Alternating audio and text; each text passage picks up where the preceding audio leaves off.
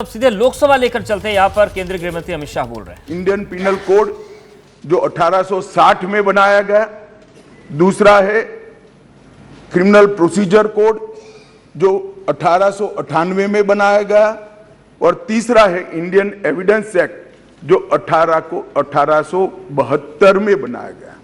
1860, 1898 और 1872 में अंग्रेजों द्वारा बनाए गए, अंग्रेजों की संसद के द्वारा पारित किए गए ये तीनों कानूनों को समाप्त कर आज हम तीनों नए कानून पुरस्कृत करने के लिए मैं आया हूं। माननीय अध्यक्ष जी, इंडियन पिनल कोड 1860 की जगह भारतीय न्याय संहिता 2023 अब एस्टैब्लिश होगी। क्रिमिनल प्रोसीजर कोड 1898 की जगह भारतीय नागरिक सुरक्षा संहिता प्रस्तावित होगी, और इंडियन एविडेंस एक्ट 1872 की जगह भारतीय साक्ष्य अधिनियम 2023 प्रस्तावित होगा। यह कानूनों की जो कानून रिपील होंगे इस तीनों विधेयक से, वो कानूनों की आत्मा जो है, वो कानूनों का मध्य बिंदु है कानून बनाने का, वो अंग्रेज शासन को मजबूत करने की दृष्टि से कानून बनाए गए थे। अंग्रेज शासन की रक्षा करने के लिए कानून बनाए गए थे, और उसका उद्देश्य दंड देने का था, न्याय देने का नहीं था। ये दोनों मूलभूत चीजों पर हम परिवर्तन करने जा रहे हैं। ये तीनों कानूनों को रिप्लेस कर इनकी जगह जो तीन नए कानून बनेंगे, उनकी आत्मा होगी भारत के नागरिकों को संविधान प्रदत्त सारे अधिकार जो मिले हैं इसकी सुरक्षा। ये कानूनों का उद्देश्य किसी को दंड देना नहीं होगा, इस कानूनों का उद्देश्य सबको न्याय देना होगा। और न्याय देने की प्रक्रिया में, ये न्याय देने की प्रक्रिया में दंड वही होगा जहां अपराध रोकने का बोध खड़ा करने की जरूरत है, अपराध रोकने के लिए एक प्रकार की भावना खड़ी करने की जरूरत है, वही होगा। और मैं ये तीनों कानूनों को आगे मैं बताता हूं, बड़े ध्यान से इस प्रक्रिया में मैं इन्वॉल्व रहा हूं। अध्यक्ष जी, मैं सदन को आश्वस्त कर सकता हूं कि 1860 से लेकर 2023 पर 23 तक अंग्रेजों ने बनाए, अंग्रेज पार्लियामेंट ने बनाए हुए कानून के आधार पर इस देश की क्रिमिनल जस्टिस सिस्टम चलती रही। इसकी जगह भारतीय आत्मा के साथ ये तीन कानून अब प्रस्तावित होंगे और हमारी क्रिमिनल जस्टिस सिस्टम के अंदर बहुत बड़ा परिवर्तन आएगा। माननीय अध्यक्ष जी, मैं बिल स्टैंडिंग कमेटी को भेजने वाला हूं, इसलिए बहुत लंबा नहीं बोलूंगा, मरुतु इतना जरूर कहना चाहता हूं कि जिन्होंने भी ये कानूनों को पढ़ा होगा, इसकी प्रायोरिटी क्या थी? मानवी की हत्या से या महिला के साथ दुराचार से बड़ा कोई कानून अपराध नहीं हो सकता, तो इसको 302 नंबर पर स्थान दिया गया। इसके पहले क्या था? राजद्रोह था। इसके पहले क्या था? खजाने की लूट थी। इसके पहले क्या था? शासन के अधिकारी पर हमला था। ये जो अप्रोच है, ये अप्रोच को हम बदल रहे हैं।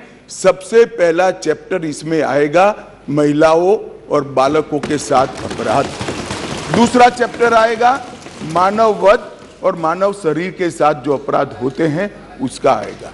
तो हमने शासन की जगह नागरिक को केंद्र में लाने का एक बहुत बड़ा सैद्धांतिक निर्णय कर हम ये कानून लेकर आए हैं। मान्यवर, इस कानून को बनाने के लिए बहुत लंबी प्रक्रिया हमने की है। मोदी जी ने 2019 में ही हम सबका मार्गदर्शन किया था कि अंग्रेजों ने बनाए हुए जितने भी कानून जिस विभाग में है, सभी कानून पर पर्याप्त चर्चा विचारणा और सोच विचार कर इसको आज के समय के अनुरूप और भारतीय समाज के हित में बनाना चाहिए। वहीं से ये प्रक्रिया माननीय अध्यक्ष जी चालू हुई।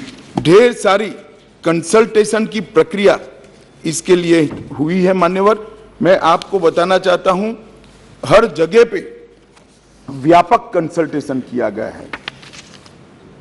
मैंने अगस्त 2019 में ही देश के सारे हाईकोर्ट चीफ जस्टिस को पत्र लिखा था, सर्वोच्च अदालत के सारे न्यायाधीशों को लिखा था, देश की सारी लॉ यूनिवर्सिटी को पत्र लिखा था।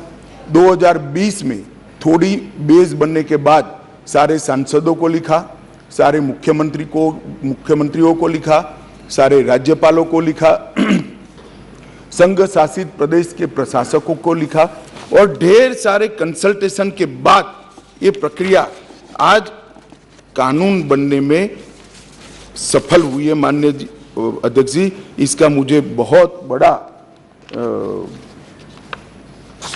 संतोष है कि बेस बरुआ समिति, विश्वनाथन समिति, मलिमत समिति, माधव मेनन समिति और गृह मामलों की स्थायी संसदीय समिति 2011, 2005, 2006 इसकी रिपोर्ट 111वीं, 110वीं, 146वीं, ये सारी रिपोर्टों का बृहद संकलन कर सभी राज्यपालों, मुख्यमंत्रियों, सभी विधायकों, सभी सांसद और सभी न्यायाधीशों से, हाई कोर्ट से, सुप्रीम कोर्ट से और लॉ यूनिवर्सिटी से आए हुए सारे प्रस्तावों को, सारे सुझावों को कंसीडर कर लाइन बाय लाइन इसको पढ़कर ये विधेयक लेकर मैं आज सदन के सामने उपस्थित हुआ हूं। माननीय अध्यक्ष जी, 18 राज्यों, 6 संघ शासित प्रदेश, भारत की सुप्रीम कोर्ट, 16 हाई कोर्ट, 5 न्यायिक एकेडमी, 22 विधि विश्वविद्यालय, 142 सांसद और लगभग 270 विधायकों ने इसमें सुझाव दिए हैं। जनता के भी बहुत सारे सुझाव आए हैं जिसको कंसिडर किया गया। माननीय अध्यक्ष जी, 4 साल तक इस पर गहन विचार विमर्श हुआ है। मैं जिसमें उपस्थित हूं, ऐसी 158 बैठकें हमने रिकॉर्ड पर करी है। माननीय अध्यक्ष जी, बाय लाइन इसको हमने पढ़ा है। मान्यवर, भारतीय नागरिक सुरक्षा संहिता जो सीआरपीसी को रिप्लेस करेगी, इसमें अब 533 धाराएं बचेगी, 160 धाराओं को बदल दिया गया है, 9 धाराएं नई जोड़ी गई है और 9 धाराओं को निरस्त किया गया है। भारतीय न्याय संहिता जो आईपीसी को रिप्लेस करेगी, इसमें अब पहले 511 धाराएं थी, इसकी जगह 356 धाराएं होगी, 175 धाराओं में बदलाव हुआ है, 8 नई धाराएं जोड़ी गई है और 22 धाराएं निरस्त कर दी गई। भारतीय साक्ष्य अधिनियम जो एविडेंस एक्ट को रिप्लेस करेगा, इसमें 170 धाराएं होगी, पहले 167 थी, 23 धाराओं में बदलाव किया है, 1 धारा नई जोड़ी गई है और 5 धाराएं निरस्त की है। मान्यवर, मैं सदन को बताना चाहता हूं, ये तीनों कानूनों में गुलामियों की निशानी से भरे हुए कानून। सबसे पहले तो इसको ब्रिटेन की पार्लियामेंट ने पारित किया था, हमने अडॉप्ट किया था, यहीं से शुरुआत होती। परंतु इसके अलावा आज भी जो कानून आज इससे निरस्त होंगे, जब सदन पारित करेगा, तब वो कानूनों के अंदर कुछ शब्द थे मैं जरूर कहना चाहता हूं, जिससे हमें मालूम पड़ेगा कि 75 साल तक हम किस कानूनों के आधार पर क्रिमिनल जस्टिस सिस्टम को चलाए हैं। पार्लियामेंट ऑफ यूनाइटेड किंगडम का जिक्र है, प्रोविंशियल एक्ट का जिक्र है, notification by the crown representative का जिक्र है, लंदन गैजेट का जिक्र है, ज्यूरी और बैरिस्टर का जिक्र है जो हमारे यहाँ कब के चले गए, लाहौर गवर्नमेंट का जिक्र है, कॉमनवेल्थ के प्रस्तावों का जिक्र है, United kingdom of great Britain and Ireland parliament का जिक्र है, हर मेजेस्टी और बाय द प्रीवी काउंसिल, ऐसे हर जगह रेफरेंस दिए हुए हैं। Copies and extracts contain in the London gadget, इसके आधार पर एक कानून को बनाया गया है। Possession of the British crown, इसका भी जिक्र आज भी है। Court of justice in England, इसका भी जिक्र 33 से ज्यादा जगहों पे है। हर मेजेस्टी डोमिनियंस का इस अधिनियम के अंदर ढेर सारे जिक्र है। टोटल 475 जगह ये गुलामी की निशानियों को समाप्त कर आज हमने एक नया कानून मान्यवर लेकर आए। पत्रकारिता कोई इमोशन नहीं है, ना अपना कोई ज्ञान देना है और ना कोई विचार थोपना है। पत्रकारिता क्या है? पत्रकारिता का मतलब है सही जानकारी इकट्ठा करना और तथ्य बताना।